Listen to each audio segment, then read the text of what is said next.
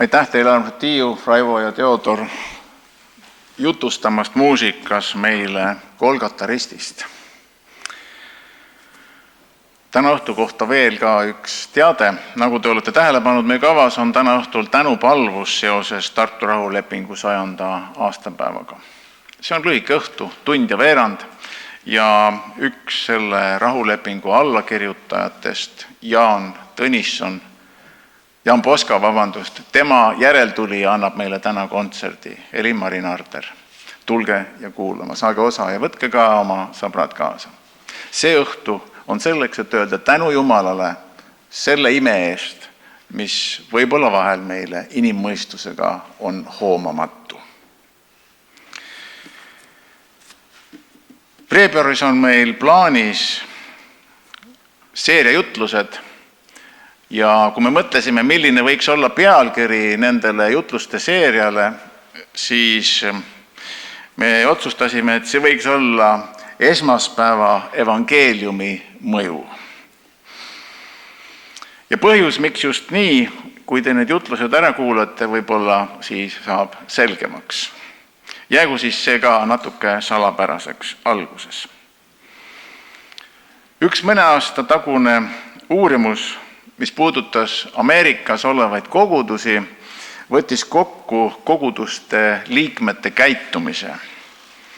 Ja see väidab, et regulaarsetest koguduses käijatest räägib üldse nädala jooksul vaimulikel teemadel umbes 13%. Sellega ei ole mõeldud mitte koguduse võõraid inimesi oma usust rääkimas, vaid üleüldse vaimulikel teemadel ja kellega tahes. Kui ma mõtlesin meie Kalju koguduse peale, siis mina arvan, et meil on ikka parem. Vähemalt 3 on esimene number, kui mitte rohkem, ja võib-olla veel parem. Sõnu meie ümber on iga päev nii palju ja meie vastuvõtu ulatuses rohkesti, et vahel tundub, et see sõnade laviin, see matab meid. Ja me kuulame ka jutlusi, siis võib vahel juhtuda samamoodi. Me ei pane enam sõnu tähele. Ja sellest lõpmatust sõnade laviinist tekitatakse sõnumeid, milledest on üsna vähesed, mis kohale jõuavad ja millega me suudame haakuda. Sellepärast tänase jutluse teema sõnast sõnumiks. Ja selleks, et sõnum oleks mõjukas ja usaldusväärne, sellest tahamegi nüüd veebruarikuu jooksul rääkida. Sõnad on ju meie mõtete kandjad ja seepärast on nii tähtis, mis toimub siin meie mõttemaailmas. Ja ka see, millega meie oma mõttemaailma täidame. Sa võid siin lihtsalt istuda ka jutluse ajal ja oma mõtetes vabalt ringi hulkuda. Mina ei saa sellest aru, aga ära tee seda. Iga üksik sõna saab tähenduse alles lauses. Ma üsna sageli armastan seda ikka korrata. Sõna saab tähenduse lauses. Ja võib-olla on sageli nii, et sama sõna, aga annab erinevates kontekstides erinevaid tähendusi. Aga meie kristlase usuelus ja käitumises ei tohiks kuidagi nii olla. Et pühapäeva kontekstis on meist üks mulje ja alates esmaspäevast laupäevani on teistsugune mulje. Sellepärast ka see teema, esmaspäeva evangeeliumi mõju. Piibli lugemist soovitatakse algajal kristlasel alati alustada Johannese evangeeliumist. Ja kui me seda teeme ja alustame Johannese evangeeliumi algusest ja jõuame teise peatükki, siis sealt loeme, et algab Jeesuse missioon maa peal. Sealt leiame esimese Jeesuse imeteo Kana pulmas, mitte aga templis ega sugugi sünagoogis, vaid elu keskel. Jeesuse harjumuse kohta me teame, et tal oli harjumus minna üksikusse vaiksesse kohta, et palvetada ja seal rääkida oma isaga. Veel teame Jeesuse harjumustest, et ta läks hingamispäeval peaaegu alati sünagoogi. ja templisse läks ta ka. Aga ühte värvikat lugu me piiblilugejatena teame, kuidas ta seal korra majja lööb ja ei saa sugugi pealt vaadata seda, kuidas seda pühakoda kasutatakse. See ei ole koht äritegevuseks. Johannese evangeeliumi 2. peatüki lugemist jätkates leiame, et Jeesusel on ka mitmeid isiklikke kohtumisi. Võiks öelda, et need on sellised privaatkohtumised. Näiteks Nikodeemosega öösel.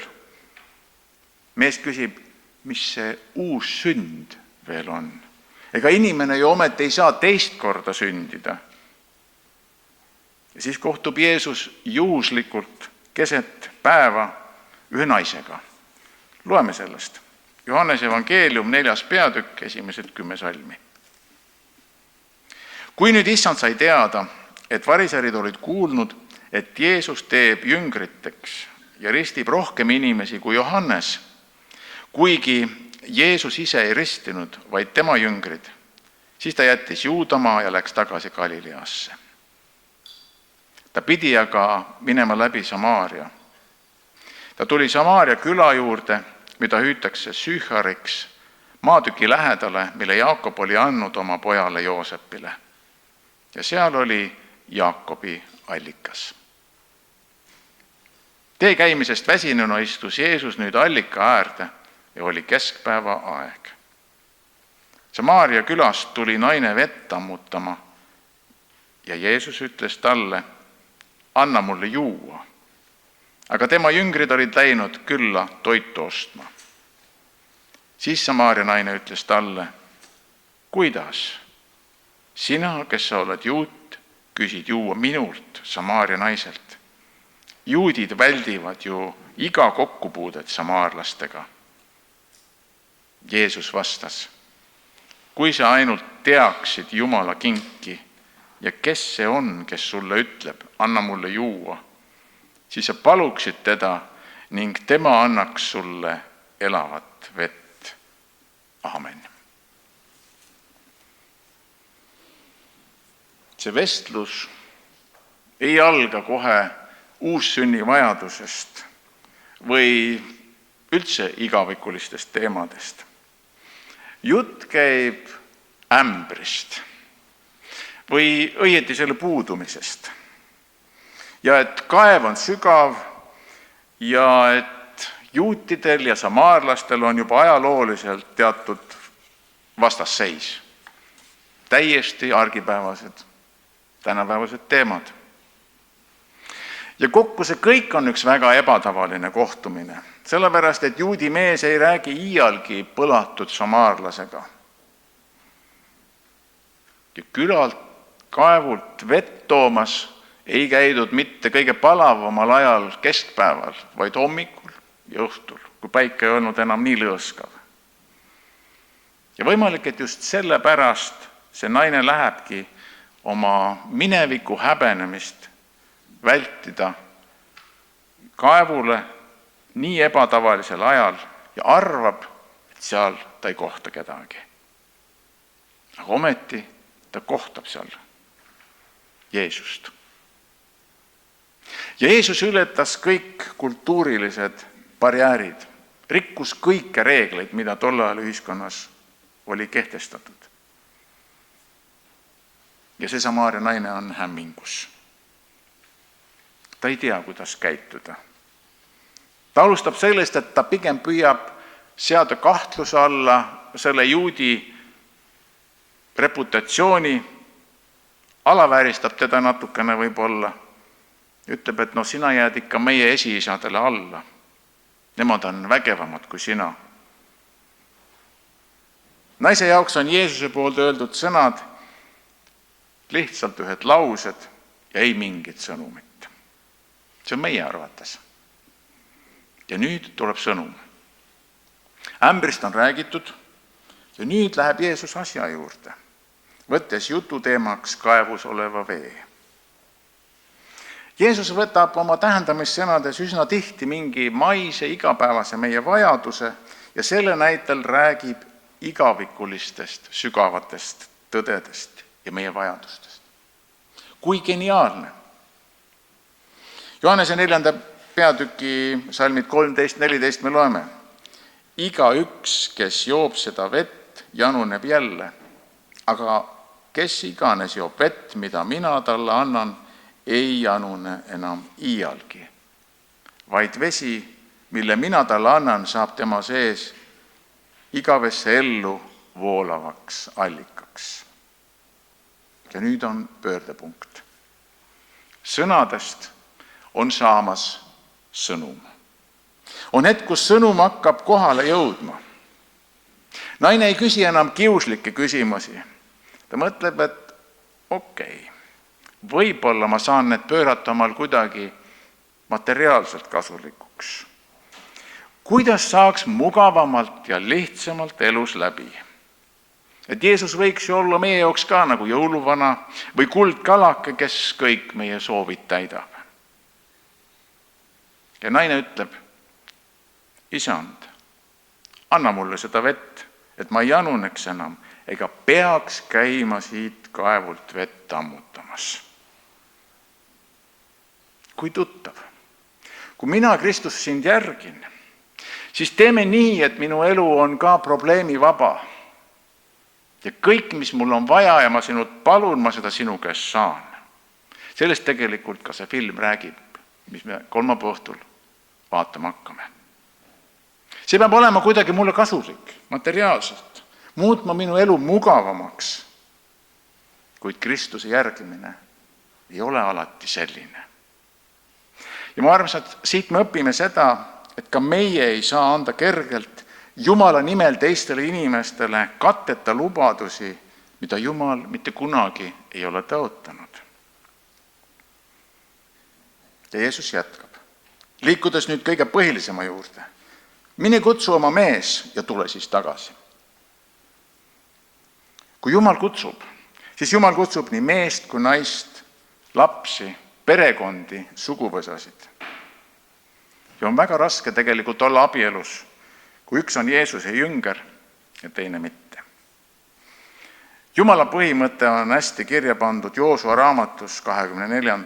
peatükis ja 15. salmis, kus Jumala mees Joosua ütleb, mina ja minu pere, meie teenime Issandat. Mul ei ole meest, ütleb naine. Ja siis järgneb selline pikem dialoog sassis peresuhetest, paralleel võib-olla moodsast, kuid mitte Jumala poolt heaks kiidetud kärgperest. Ja siis edasi, kus on õige koht Jumala kummardamiseks ja kes on see õige Jumal. Ja naine ütleb, ma näen, et sa oled prohvet. Ja samm-sammult Jeesus juhib vestlust sinna, kuhu vaja. Ja naine ütleb ennast teadat, et jaa, kunagi tuleb Messias, aga millal, me ei tea seda. Ja nüüd ütleb Jeesus kõik, mis seni veel on ütlemata. Mina olengi see Messias.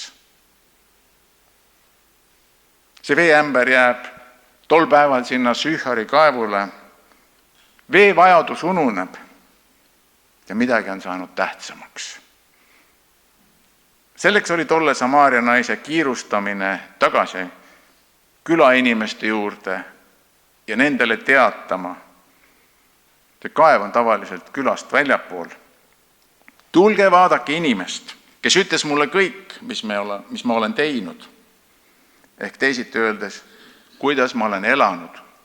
Üks võõras mees tuleb ja profeteerib mulle kogu minu elu minevikus. Ja tulemus.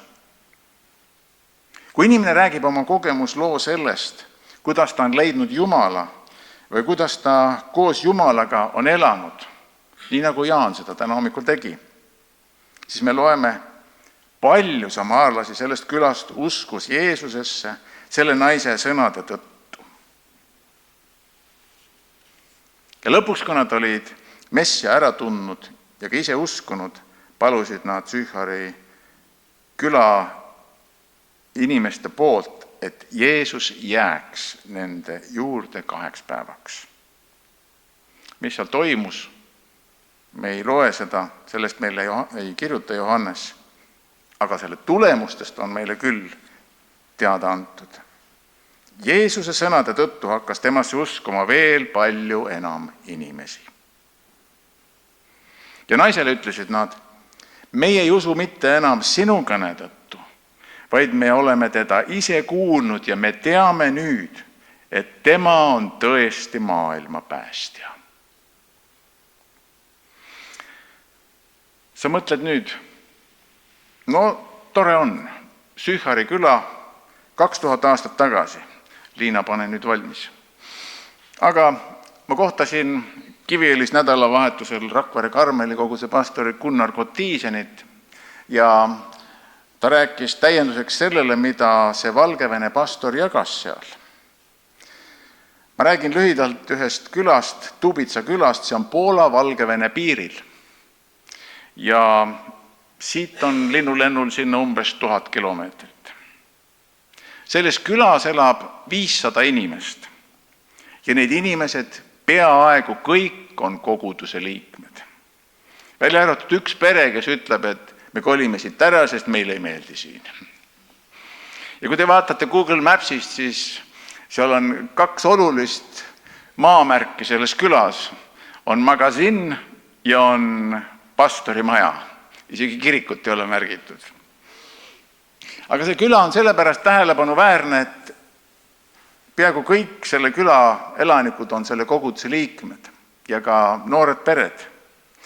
Ja järjest rohkem noori peresid tahab kolida sinna külasse elama ja nad on maja krundi ootejärjekorras, et saada krunti sinna ja ehitada maja sinna ja kolida sinna elama.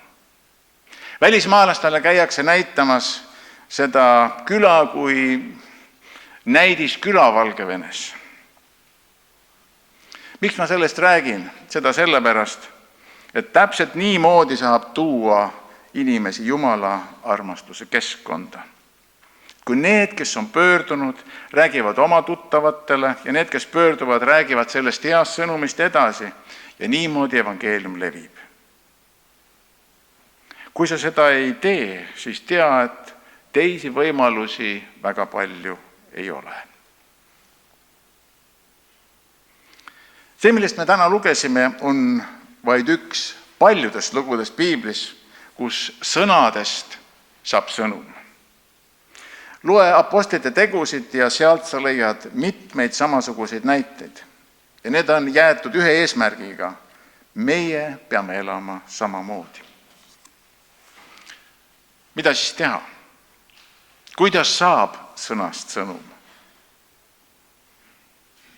Oled sa lugenud võõrkeelset teksti? Kindlasti oled. Loed sõnu, loed lauseid ja isegi kui sa iga üksiku sõna tähendusest saad aru, siis lause mõttest ei pruugi sa ikkagi aru saada. Isegi vahel võib olla ka oma emakeeles nii, kui on tegemist mitte sul tuttava valdkonnaga või mõne teadustekstiga. Ja meie küsimus täna on, kuidas olla mõistetav ja mõistetud selles riigis, kus riigi ametlikuks usuks on sekularism. Siin on üles kasvanud juba 2 põlvkonda, kellelt on võetud riigi poolt võimalus saada haritud usu valdkonnas. Ja me kuuleme selliseid sõnu nagu lunastus, patt, kolmainsus, Jumala poeg, siis need on võib-olla sellised arhailised unarsõnad, millest enamus inimesi aru ei saa, mis on nende sisu. Ja kui me kasutame veel päästmine, talle veri, leiva murdmine, siis tekitab see veel suuremat hämmingut. Teeb nõutuks.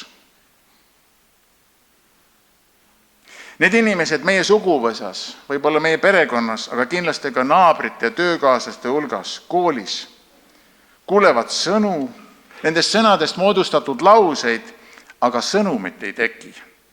See on sõnum vaid meie jaoks, kes oleme seda kogenud. Aga nende jaoks, kellel pole sellist kogemust, ei jõua see sõnum kohale. Sõnast sõnumiks. Hea kuulaja, küsi endalt täna praegu siin istudes, mida saad sina teha homme teisiti? Siis on sul tänasest kasu. Iga kord ei ole sõnu vajagi.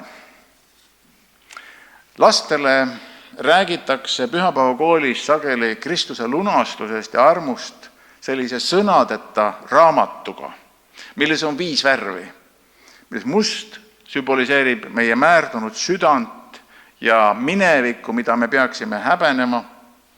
Siis on punane Kristuse veri, mis katab kinni meie eksimused, patud ja süüteod. Ja siis saab meie süda valgeks. Ja siis valge lehekülje järel tuleb roheline, mis sümboliseerib, et me hakkame kasvama Kristuses. Ja kui nii kõik juhtub, siis meid ootab kuldne taevariik. Must, punane, valge, roheline ja kuldne. Mis me siis selle teadmisega homme hommikul peale hakkame? Luba, ma jagan ka mõned isiklikud lood. Need on minu elus juhtunud asjad, mida ma ei ole kunagi ette planeerinud ega arvanud, et tekivad sellised vestlused.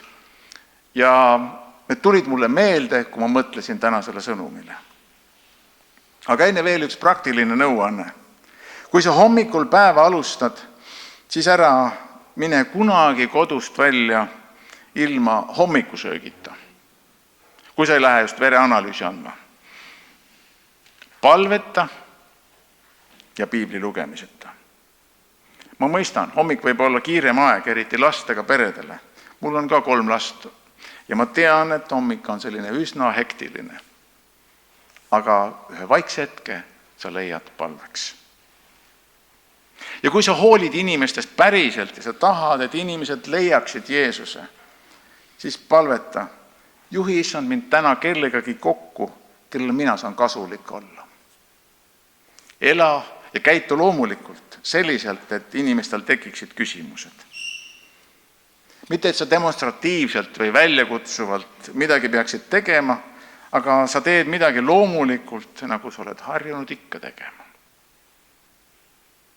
Esimene minu mälestus on 10 aasta tagune.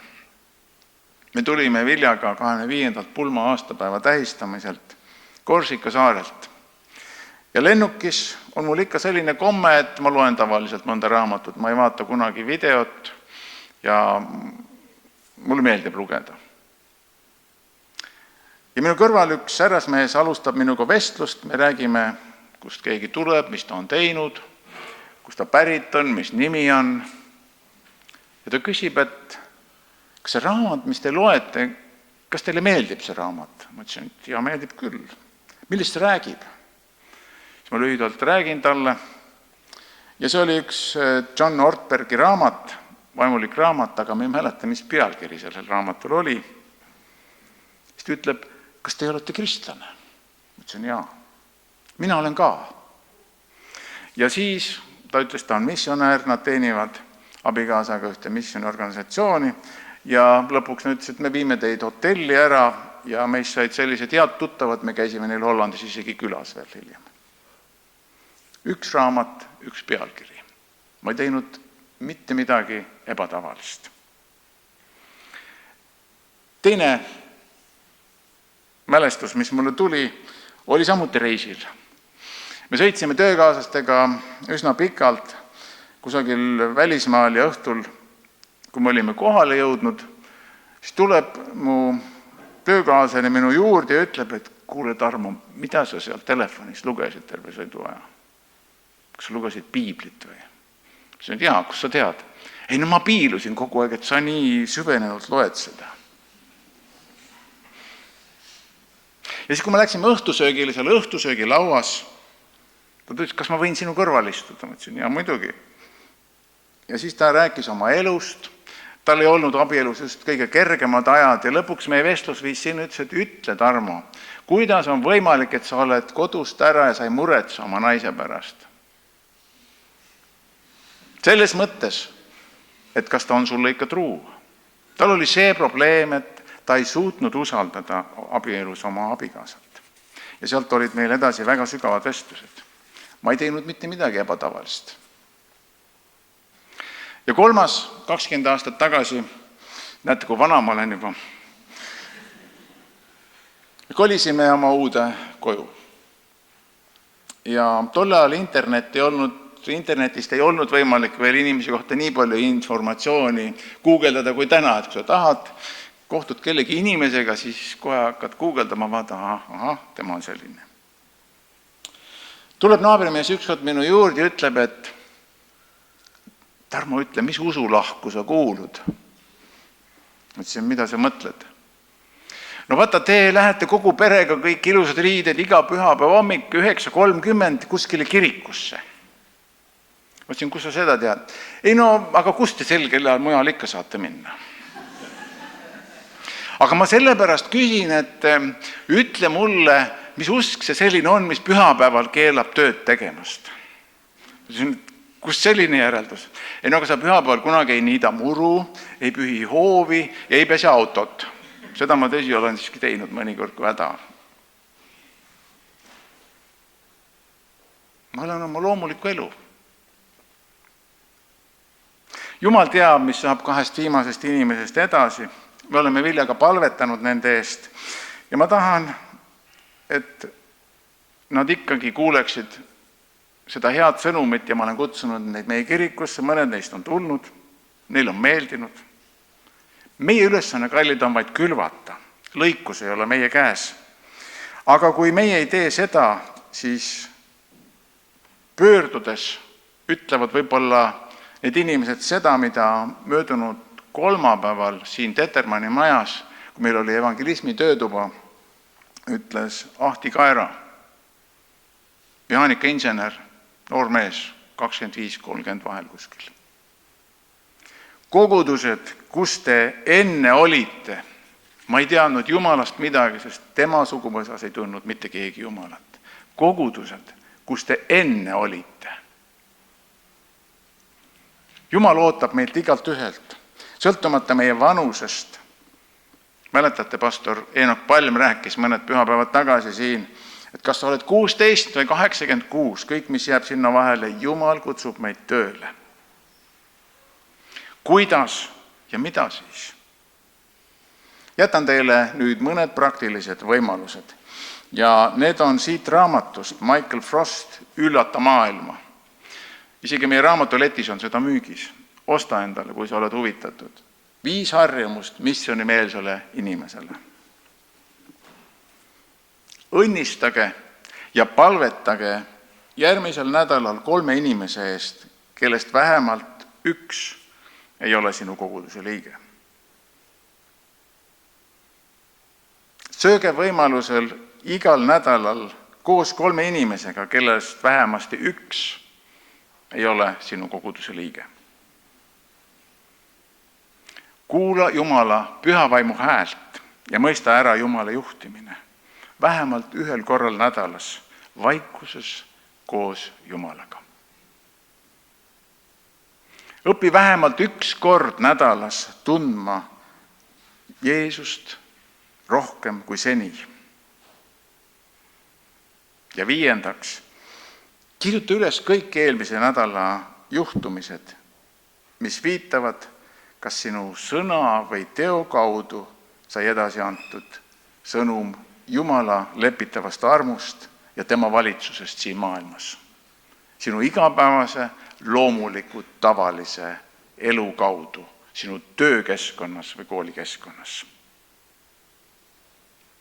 Armas kogudus, ma soovin, et see saaks meie elustiiliks. Meid kõik ei ole kutsutud olema ei evangelistid või missionärid. Aga meid kõiki on kutsutud loomupäraselt järgima Kristust ja elama loomuliku usuelu, mis iseenesest tekitab küsimusi. Aga jätame tulemused Jumala hooleks. Sellepärast ei ole vaja meil endil pead vaevata. Küll aga me peame olema mures sellepärast, kas meie oleme tundlikud Jumala pühavaimu juhtimisele ja elame sellist elu, nagu Jeesus elas ja õpetas. Kusagil Kanadas, ma ei mäleta täpselt, kus ma nägin kiriku välisukse kohal seespool kirja kogudus lahkub hoonest. See tähendab, minge ja elage ja tulge järgmisel pühapäeval tagasi ja rääkige, mis on vahepeal juhtunud. Oma osadusgrupis, meeste osaduses, naiste osaduses, oma kodus söögilauas, lastele, abikaasale, oma sugulastele. Sellest algab teistsugune elu meie jaoks, aga võib-olla ka nende jaoks, kes selle vastu võtavad. Ja siis nad ütlevad, meie ei usu mitte enam sinu kõne tõttu, vaid me ise oleme teda kuulnud ja teame nüüd, et tema on tõesti maailma päästja. Aamen.